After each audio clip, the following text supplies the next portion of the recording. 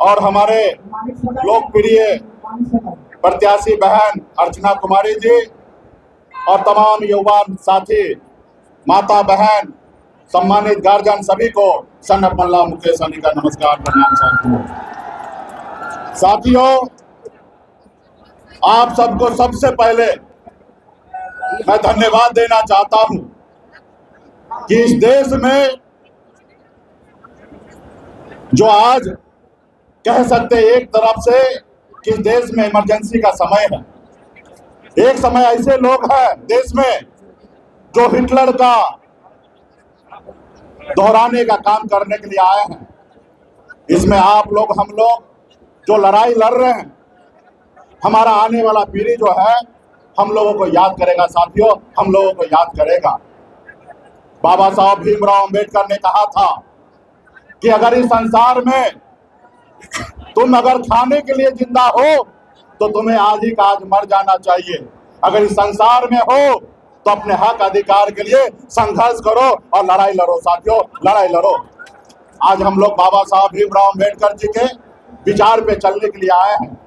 आज हमारे पूर्वज ने लाखों की संख्या में अंग्रेज से लड़ाई लड़कर ये देश को आजादी दिलाया। साथियों, पौने 200 साल अंग्रेज से लड़ाई लड़ा, तब जाके देश आजाद हुआ। और आज आजाद भारत में हम लोग हैं। आज कुछ लोग इस देश को गुलाम बनाना चाहता है, वो बड़े लोगों को बड़ा बनाना चाहता है और गरीब को अपने पैरों तले में कुचलने का काम कर रहा है। साथियों, बड़े लोगों ने गरीब के बेटे को कुचलने का काम कर रहा है। तो इसलिए साथियों, हमें संघर्ष करना है। मैं एक मछुआरा परिवार में जन्म लिया, गरीब परिवार में जन्म लिया, संघर्ष किया, गांव से निकलकर बॉम्बे जैसे शहर गया, मेहनत किया, मजदूरी किया। 900 रुपया महीने पे नौकरी मैं करता था और संघर्ष के बदौलत मैं इस मुकाम तक पहुंचा। संघर्ष किया, अपने लोगों को जागरूक किया। आपने देखा हमारे पास 4 विधायक बनाया था, हम मंत्री में बने, अपने दम पे बने, हमने मुख्यमंत्री बनाया। लेकिन उन लोगों ने देखा कि एक गरीब का बेटा, एक गरीब मछुआरा का बेटा हमारी बराबरी कर रहा है। उन्होंने हमारी पार्टी को तोड़ दिया, हमें उस सरकार से बाहर कर दिया जो सरकार हमने बनाया था। वो नहीं चाहता है कि गरीब का बेटा आगे बढ़े। आज आपने देखा कि किस तरीके से जब महागठबंधन का सरकार बना, जब तेजस्वी प्रसाद यादव जी सामाजिक न्याय के लिए काम करने लगे, जातिगत जनगणना करने लगे, राज्य में युवा को नौकरी देने लगे, तो फिर भाजपा ने एक षड्यंत्र के तहत फिर से सरकार को, नीतीश कुमार जी को पलटी कराकर और कहीं ना कहीं सरकार को पीछे ढकेलने का काम किया। आज हमारी सरकार होता, तेजस्वी जी के नेतृत्व में सरकार होता, तो आज लाखों युवा को फिर से नौकरी मिल गया रहता।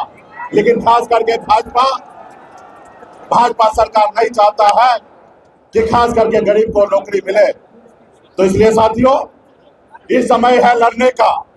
एक एक युवा साथी अपने आप को मजबूत होइए, एक एक गांव में जाइए, एक एक बूथ पे जाइए और संदेश लेके जाइए कि हम आने वाला पीढ़ी के लिए लड़ाई लड़ना चाहते हैं।